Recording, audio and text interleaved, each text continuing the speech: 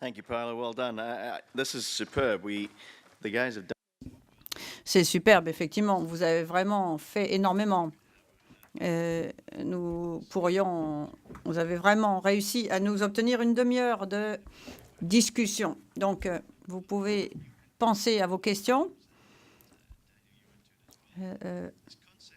Ce concept de rotation du personnel, les gens qui restent un petit peu puis qui partent, je dois dire que c'est peut-être un peu l'état normal. Si on voit un petit peu la formation académique dans les soins de santé, vous faites vos études, vous prenez votre diplôme, vous travaillez dans le secteur public pendant 3-4 ans, puis ensuite vous passez au secteur privé. C'est ce qui se passe. Nous nous culpabilisons parce que nous n'arrivons pas à fidéliser notre personnel. Est-ce que vous pensez que c'est quelque chose qui est faisable ? Est-ce que c'est quelque chose qu'on doit changer ou est-ce que c'est simplement une réalité avec laquelle il faut vivre?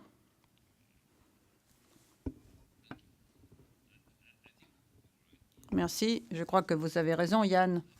La rotation du personnel, c'est quelque chose de national. Et on se plaint toujours que les gens quittent le secteur public et vont vers le secteur privé. Mais quand on regarde ce que nous faisons nous-mêmes, c'est la même chose. Et en Éthiopie, on essaye de suivre une autre voie. Nous formons par exemple des conducteurs de shadow élévateurs à PFSA. Et certains d'entre eux, au bout de 6 mois, ils sont partis. Alors, ce qu'on essaie de faire, c'est qu'avec AHS, on essaye de développer une équipe de formateurs au sein de la PFSA parce que les gens sont en transition, ils vont partir. Et si vous avez une capacité de formation en place, à ce moment-là, ils pourront former le personnel qui arrivera plus tard pour remplir les lacunes. Il y a une forte demande pour ces postes et personne ne fournissait la formation. Donc, s'ils sont formés, ils gagnent plus d'argent, donc ils quittent. C'est une tendance qui existe. Donc, ce sera un défi continu. Merci beaucoup. Dans mon cas, je parle avec ma casquette du ministère de la Santé. Mais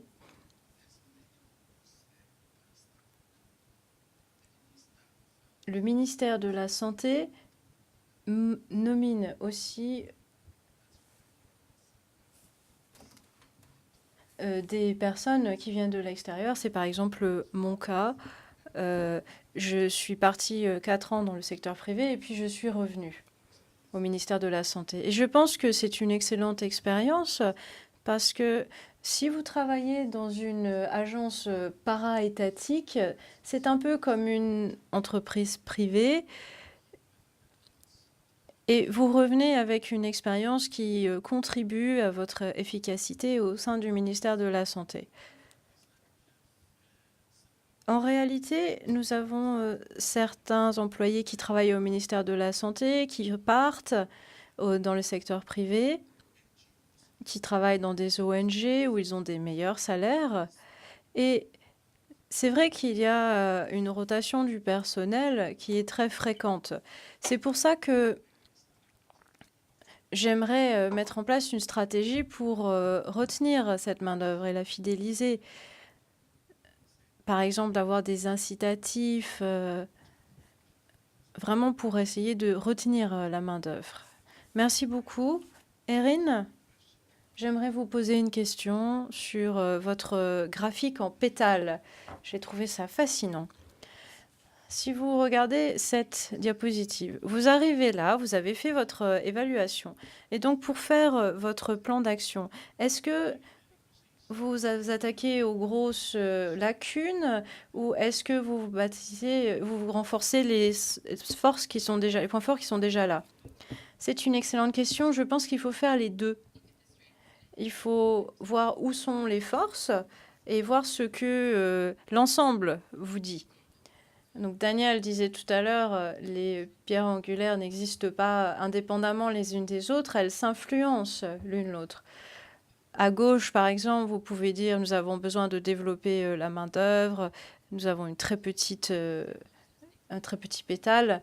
Mais je pense aussi qu'il faut bien voir comment ces choses fonctionnent et interagissent les unes avec les autres. Et ça vous permet peut-être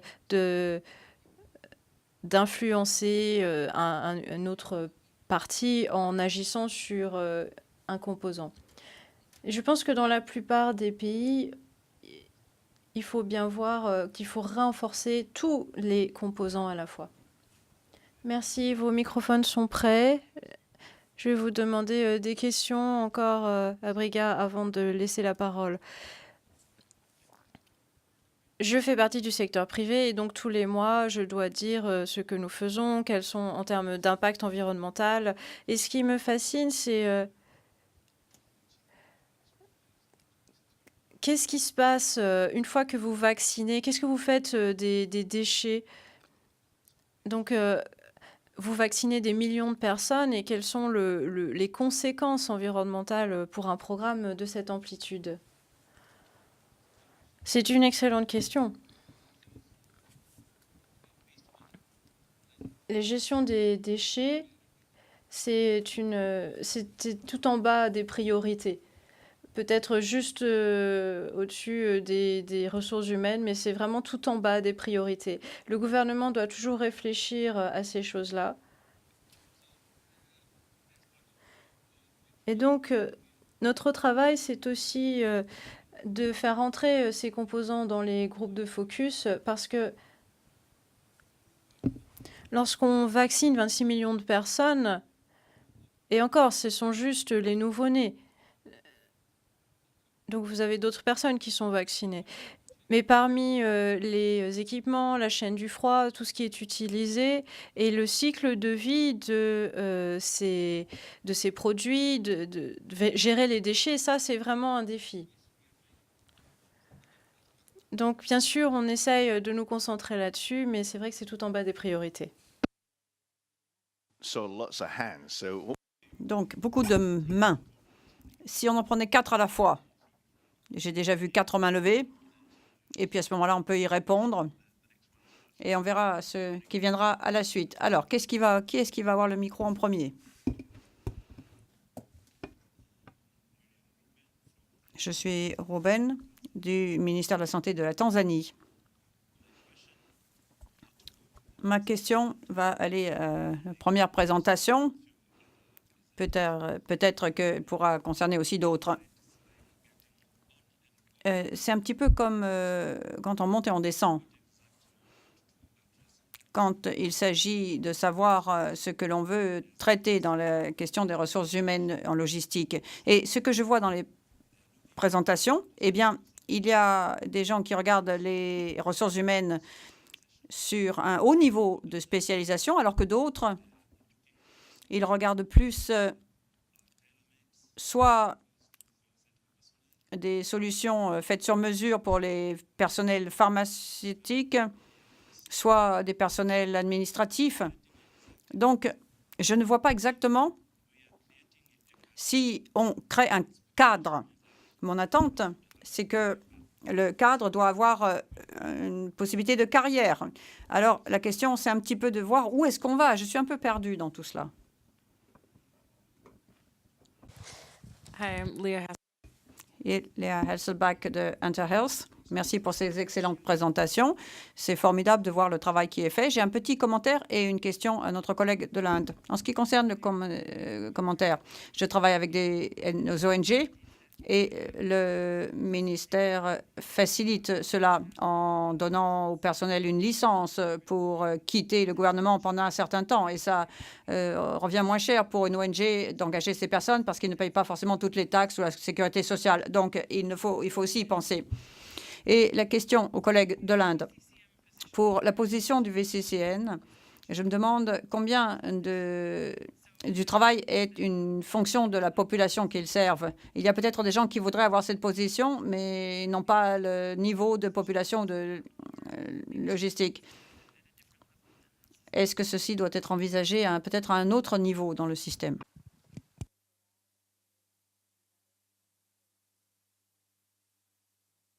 Hi, good afternoon. Sandeep Maraj from Sandrine Morad de Trinidad et Tobago. J'ai une question. J'ai vu la plupart des présentations qui traitent de la partie opérationnelle de la chaîne logistique. Je ne vois pas beaucoup qui traitent de l'aspect stratégie. Et si on a vu qu'il y a un rôle pour les gestionnaires de chaîne logistique et les RH, ils doivent aussi traiter de la demande et de la stratégie. Et je n'ai pas tellement vu cela dans les présentations. 2 commentaires. Un, sur le secteur privé. Comme l'a dit le collègue du Mozambique, nous avons fait quelque chose comme cela en Trinidad. Ça marche assez bien. La logistique opérationnelle marche bien. Mais au niveau du gouvernement, ça s'effondre. Mais quand il s'agit de voir le contexte indien, il a été dit dans le contexte indien de les ressources humaines et la fidélisation des ressources humaines. Et je pense que c'est important parce que je suis vice-président des autorités régionales. Et la façon d'avoir des ressources humaines qui restent, c'est de fournir des possibilités de formation en site, là où les ressources humaines sont formées, là où ils travaillent. Eh bien, ça doit être le lieu où ils travaillent qui doit être le lieu de formation. Ça doit être un processus de formation continue. C'est la seule façon de les fidéliser parce que nous avons eu ce problème et chez nous, ça marche bien maintenant qu'ils sont formés sur site. Merci.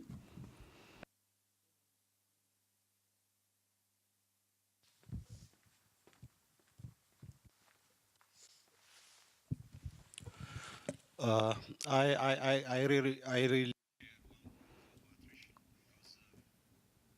Je voudrais vous dire que l'attrition est un problème, comme l'a dit tous les présentateurs. Les gens restent peu de temps, les organisations restent longtemps. Donc, qu'est-ce qu'il faut faire? Est-ce qu'il s'agit seulement de stratégie? Est-ce qu'on doit parler des systèmes, des structures? Parce que je ne pense pas que c'est seulement le salaire qui envoie les gens vers le secteur privé.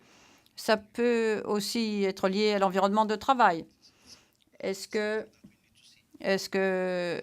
ça influence? Il faut étudier cela.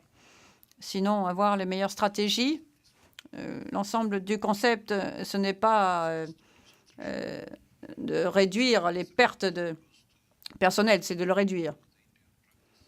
En ce qui concerne la pratique en Inde, je voudrais en savoir davantage.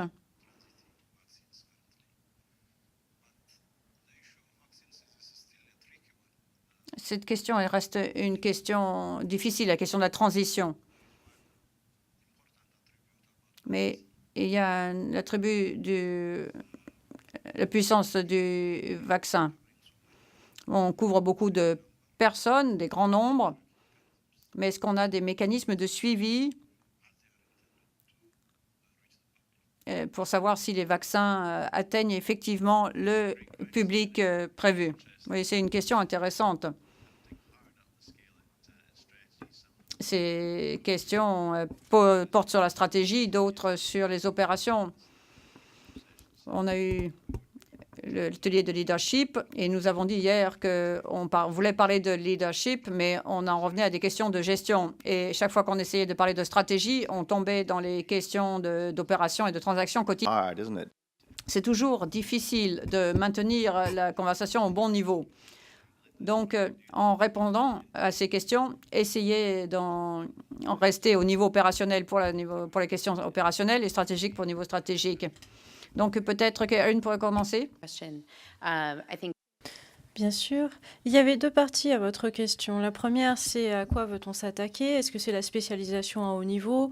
Vous voyez que dans certains pays, on fait des programmes de master en logistique et d'autres font des programmes à un niveau plus bas. Et certains ne sont absolument pas formés. Donc la question, c'est à quoi est-ce que vous vous attaquez? Si vous voyez la chaîne de bout en bout, il vous faut des gens très spécialisés qui puissent penser à un niveau stratégique, comme on disait dans les Caraïbes.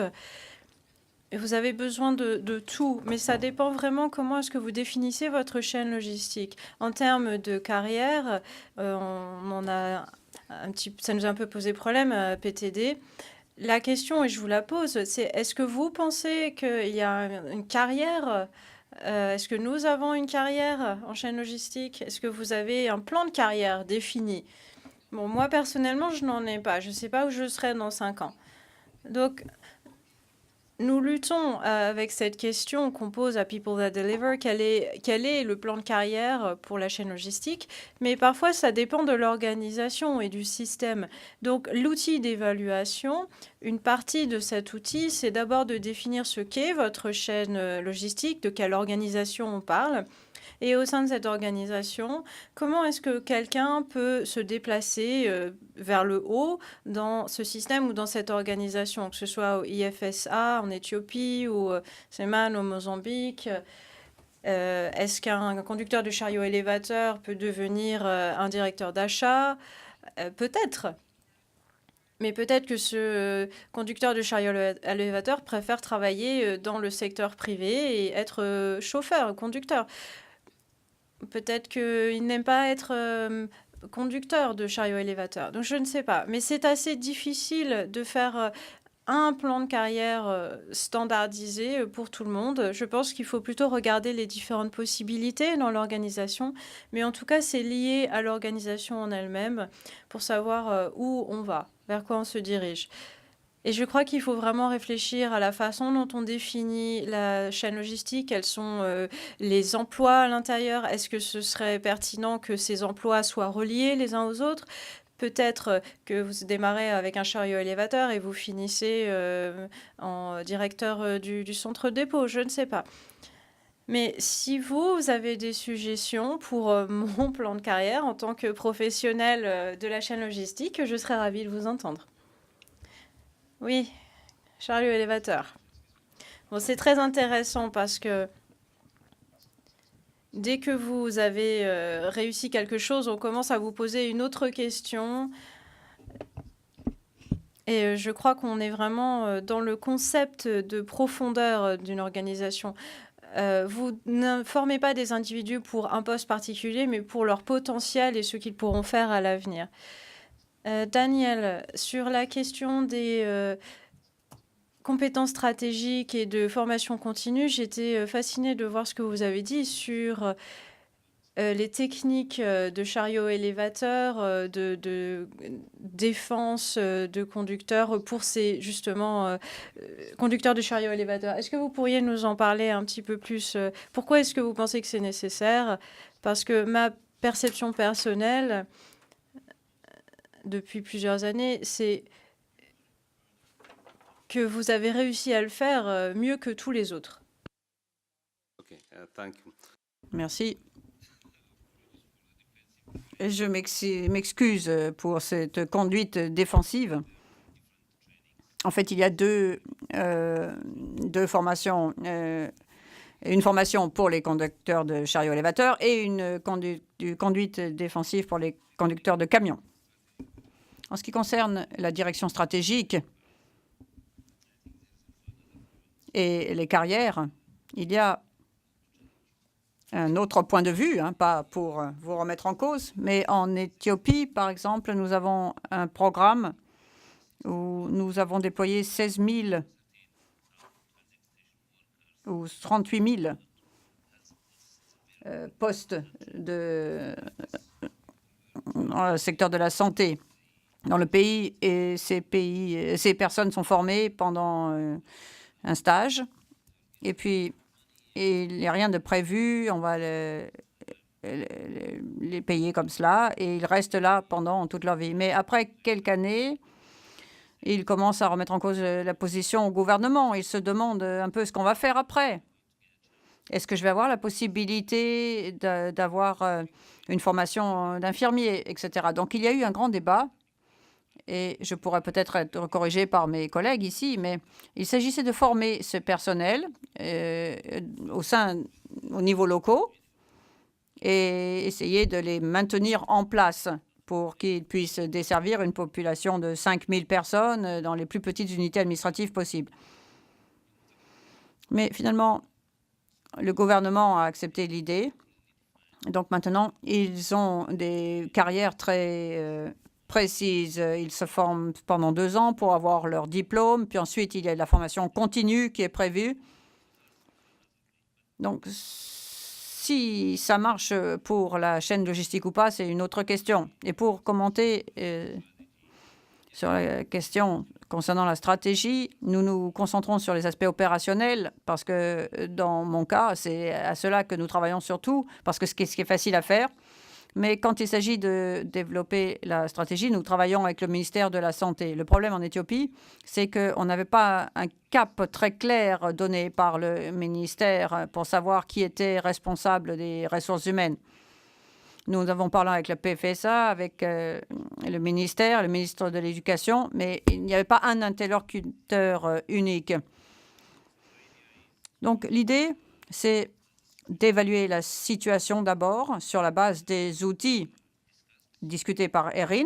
Donc nous devons savoir quel est le jeu des compétences qui est nécessaire à chaque niveau et ce que nous avons sur le terrain, quelles sont les lacunes et essayer de les combler.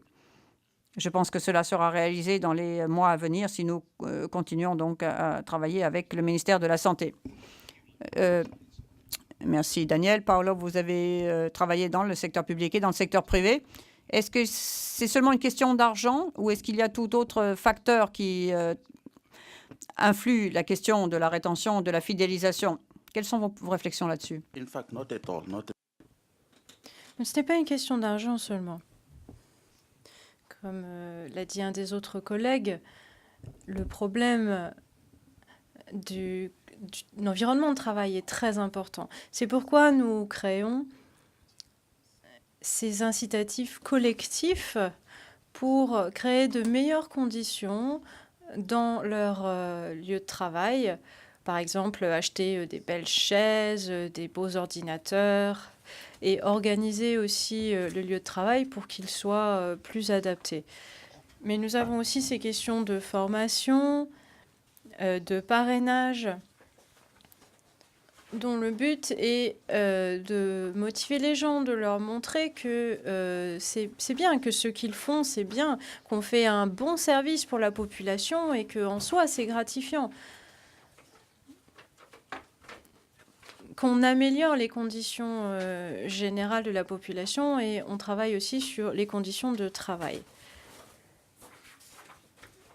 Lorsqu'on parlait du personnel pour la chaîne logistique au Mozambique, et c'était la même chose en Namibie, je crois, nous avons beaucoup de préparateurs en pharmacie, mais si vous regardez les activités au niveau des dépôts, parce que la chaîne logistique, le plus important, c'est les dépôts nationaux ou centraux, ou au niveau des districts. Et là, vous avez un bâtiment, vous avez un endroit où vous pouvez livrer ces marchandises pour la population.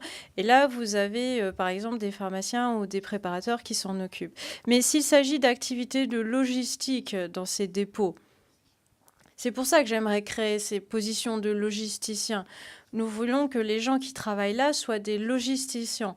Ça ne prend pas énormément de temps. Ça prend moins de temps à se former en logisticien plutôt qu'en tant que pharmacien. Et lorsqu'on dit qu'on a une stratégie et qu'on passe à des activités de gestion, dans le processus de stratégie, vous avez une vision, vous avez des objectifs, etc. Et puis vous arrivez à vos activités où vous devez atteindre cette vision. Voilà, c'est ce que je voulais vous dire. Ah, pardon, excusez-moi, j'ai encore un point en plus. En termes des activités qui sont sous-traitées, ce que nous sous-traitons, c'est le transport. Et de sous-traiter les questions des douanes pour obtenir des passes entre les douanes. Parce que c'est beaucoup plus difficile de le faire si on est une institution du gouvernement et c'est pour cela qu'on les sous-traite. Nous avons des difficultés et si par exemple nous essayons de sous-traiter les dépôts, les entrepôts, là ce serait beaucoup plus compliqué d'obtenir des autorisations du ministère. Mais il y a des activités que vous pouvez sous-traiter et c'est même préférable. C'est des activités qui sont difficiles à gérer pour nous. Merci.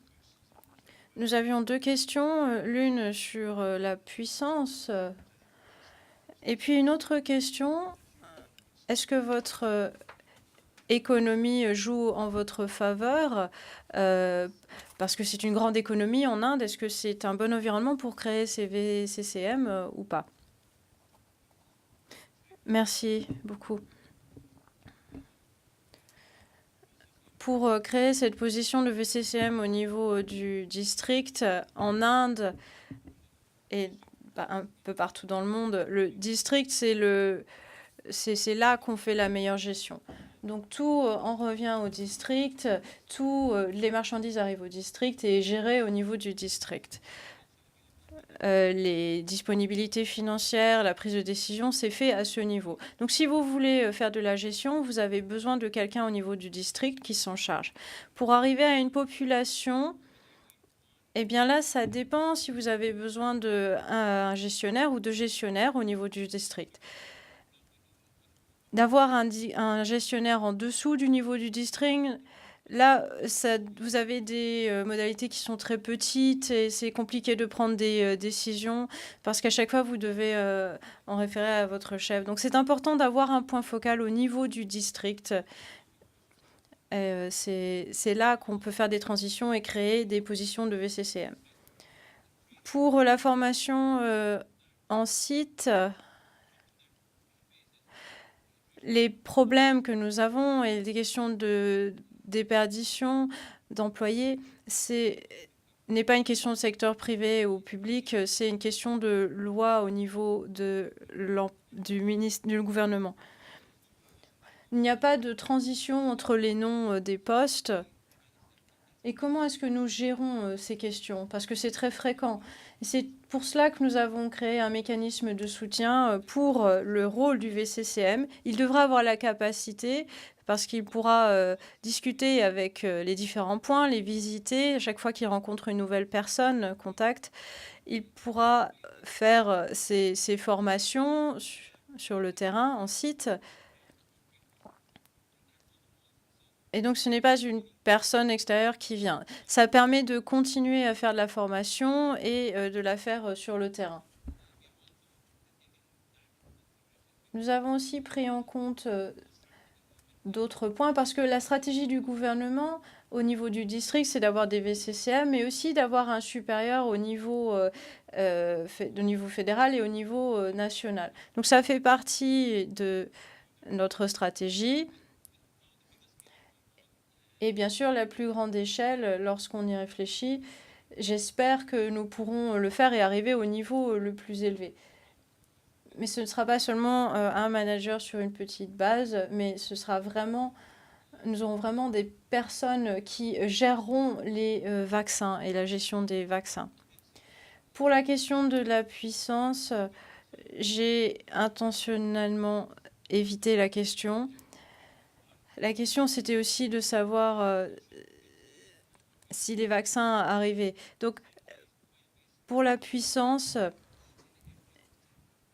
il faut aussi s'assurer de la bonne fonctionnalité de tous les équipements de la chaîne du froid. C'est-à-dire qu'il faut vous assurer que vos températures restent constantes et soient les bonnes températures.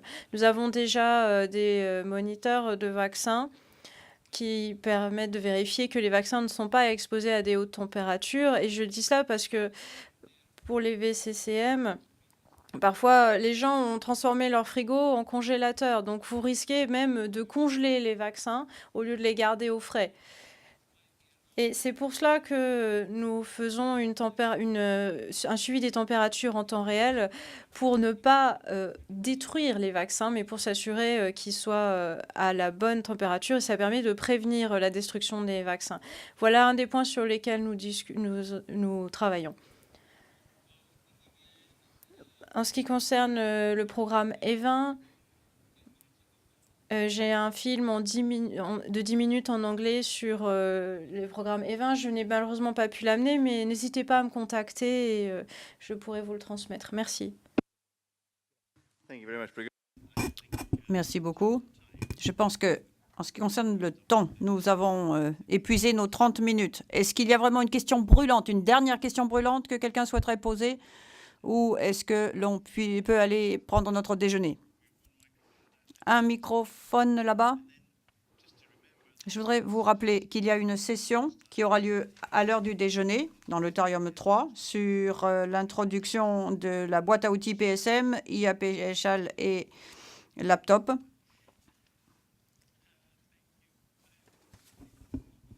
Je suis Dr. Ewan du ministère de la Santé d'Indonésie. Je représente ENCO parce qu'elle présente dans l'autre salle.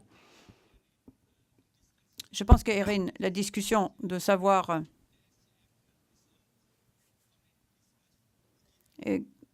quelles sont les ressources humaines en matière de chaîne logistique ont déjà été discutées. Est-ce qu'il s'agit de tous les personnels ou des personnes avec des compétences spécifiques? En Indonésie, nous avons une réglementation qui dit que les médicaments doivent être gérés par un pharmacien. Donc, il s'agit de savoir comment les pharmaciens peuvent devenir gestionnaires et comment est-ce que l'on peut intégrer cet aspect dans les curriculums des pharmaciens. And as you're going to get the last word, I want to add a little bit to that says, so On continue à avoir cette discussion. On dit qu'il faut prôner le changement pour nous sortir de ce trou avec les pharmaciens et les médecins à qui on demande d'être les responsables de la chaîne logistique. Mais quelle est la première étape? Comment est-ce que l'on transforme cela en action? Comment est-ce que l'on cesse de parler et on transforme cela en plan d'action? Question. Thank you, Dr. Merci, Dr. Setiawan, pour cette question.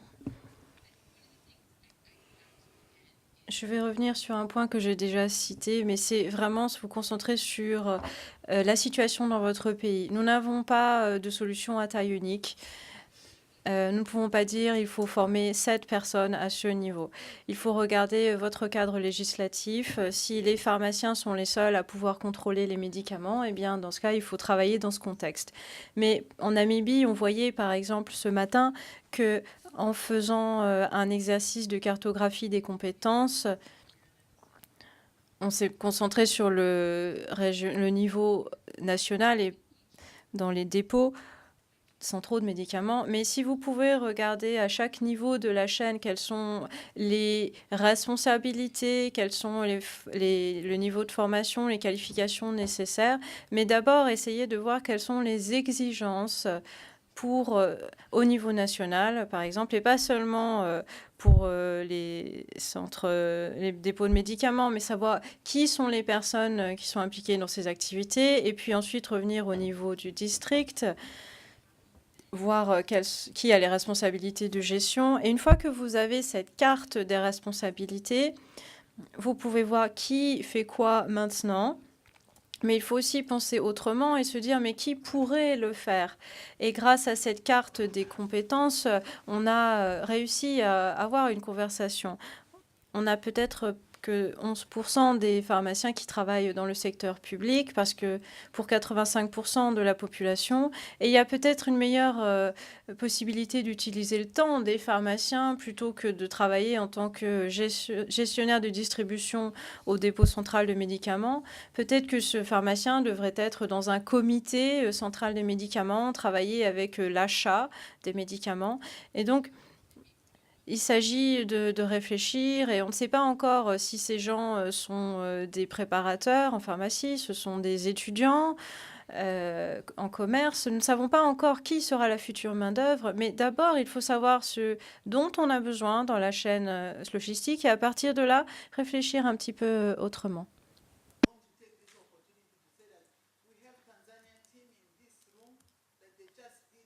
Intervention sans micro.